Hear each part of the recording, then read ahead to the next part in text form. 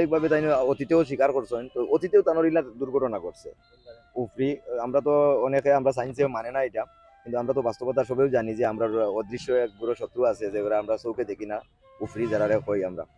তো তাইন আগেও ইলা একটা সমস্যা ঘটছিল, ঘটার পরে তান্ডে মেসাবে না করছেন একজন মৌলবিয়ান তান্ডে কইছেন বলে যে তুমি আর এই টাইমে আন টাইমে কোনো সময় পানির মাঝে আর যাইও না, ইলা শিকার আর যাইও না। তো আরেকবার ওইলা ঘটনা 2-3 বার ঘটছে, তানোর মুখে দিয়ে ফেনাও না আইয়া তানোর অবস্থা খুব খারাপ হয়েছে, কিন্তু তানোর অতিরিক্ত নেশা তাই এটা কেউ বাধা আর বিপত্তি মানছেন না, তানোর আবার শো করছে দীর্ঘদিন পরে তাই আবার গেছেন। বিয়ানীবাজার উপজেলার লাউতা ইউনিয়নের কালাইউরা গ্রামে বুধবার ভোরে মাছ ধরতে গিয়ে এক যুবকের মৃত্যু হয়েছে।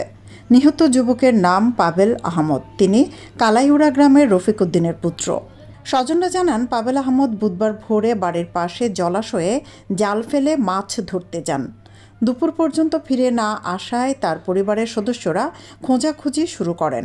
এক পর্যায়ে মাছ ধরার জায়গায় গিয়ে দেখেন তিনি অচেতন অবস্থায় পড়ে আছেন। সাথে সাথে স্থানীয়দের সহায়তায় তাকে উপজেলা স্বাস্থ্য কমপ্লেক্সে নিয়ে গেলে জরুরি বিভাগের কর্তব্যরত দায়িত্বশীলরা তাকে মৃত ঘোষণা করেন। স্বজনদের দাবি স্বাভাবিক মৃত্যু, তাই ময়নাতদন্ত ছাড়া পাবেল আহমদের লাশ দাফন করার জন্য প্রশাসনের অনুমতি প্রার্থনা করেছেন। সকালে ফজরের পরে ফজরের নামাজ পড়িয়া গেছে নাকি তার তোলা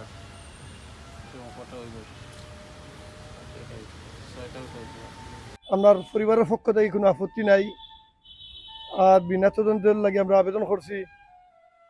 ইনশাল্লাহ আমরা ইয়ে সারা ইয়া ইতিমধ্যে দেখুন থানাতে ইয়া সারারও খেরোর অভিযোগ নাই, যারা আইসুন দেখতে গ্রামের।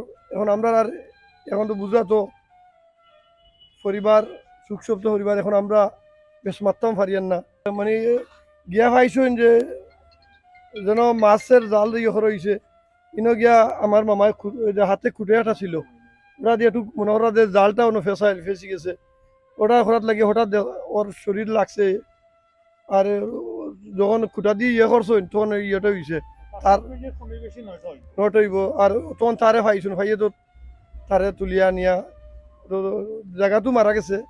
এরপরেও আমরা আইনের আশ্রয় নিছি বা হাসপাতাল নিয়ে আইছি।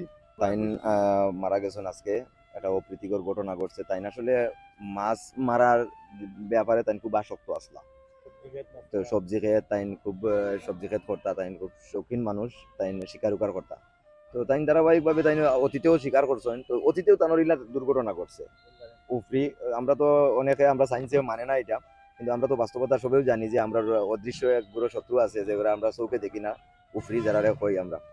তো তাইন আগেও ইলা একটা সমস্যা ঘটছিল, ঘটার পরে তান্ডে মেসাবে না করছেন একজন মৌলবিয়ান তান্ডে কইছেন বলে যে তুমি আর এই টাইমে আন টাইমে কোনো সময় পানির মাঝে আর যাইও না, ইলা শিকার আর যাইও না। তো আরেকবার ওইলা ঘটনা 2-3 বার ঘটছে, তানোর মুখে দিয়ে ফেনাও না আইয়া তানোর অবস্থা খুব খারাপ হয়েছে, কিন্তু তানোর অতিরিক্ত নেশা তাই এটা কেউ বাধা আর বিপত্তি মানছেন না, তানোর আবার শো করছে দীর্ঘদিন পরে তাই আবার গেছেন। তো যাওয়ার পরে এটা আবার ওই একই ঘটনা, যে জায়গার নিষেধ করা হয়েছে তাই কিন্তু ওই জায়গায় হয়ে গেছে। তো এটা আমরা সারাই বুঝিয়া তারপরে কোনো শত্রু নাই, তাই কিন্তু ভালো মনের মানুষ আসলে তার কোনো শত্রু নাই।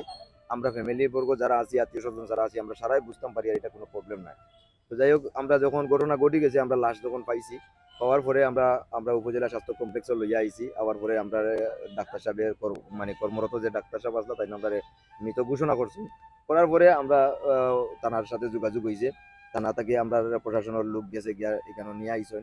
আবার পরে আমরা ওসি স্যারের লোকে মারছি, আমরা উপজেলা পরিষদের চেয়ারম্যান সাহেবের লোকে মারছি, সারা লোকে মারছি। এখন টান আইনত কিছু বিষয়বস্তু আছে লাশ পোস্টমর্টম করার লাগে। এখন আত্মীয় স্বজন যারা আছে, ফ্যামিলি মা বাপ যারা আছেন, এরা অত্যন্ত ভারাক্রান্ত অবস্থা। এখান তো আপনারা বুঝরা যে কোন অবস্থায় একটা সন্তান মারা গেছে, যেহেতু কোনো শত্রু নাই এবং আমরা সবাই ক্লিয়ারলি বুঝতাম পারি আর বিষয় আসল কিতা, যার কারণে লাশটা কাটাছেড়া না করার লাগে আমরা ঊর্ধ্বতন কর্তৃপক্ষ সবার কাছে আমরা অনুরোধ করিয়া আমরা এটার মানবিক দৃষ্টিতে মানে দেখার লাগি সবার কাছে আমরা অনুরোধ করছি এবং আমরা আবেদন করছি। আমরা গার্জেন বৃন্দ যারা আছেন সারাই আমরা দস্তখত করিয়া, আমরা কোনো অভিযোগ নাই, এটা অন্য কোনো বিষয় নাই, এটা আমরা সারাই আমরা সাক্ষী দিয়ে আমরা লাস্টে আমরা নিয়ে যাই আর কি।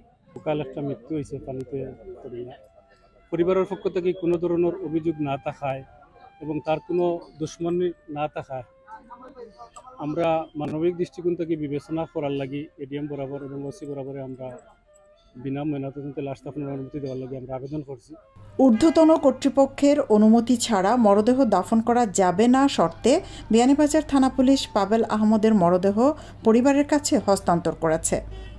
সৈয়দা আখি হক, এবিটিভি।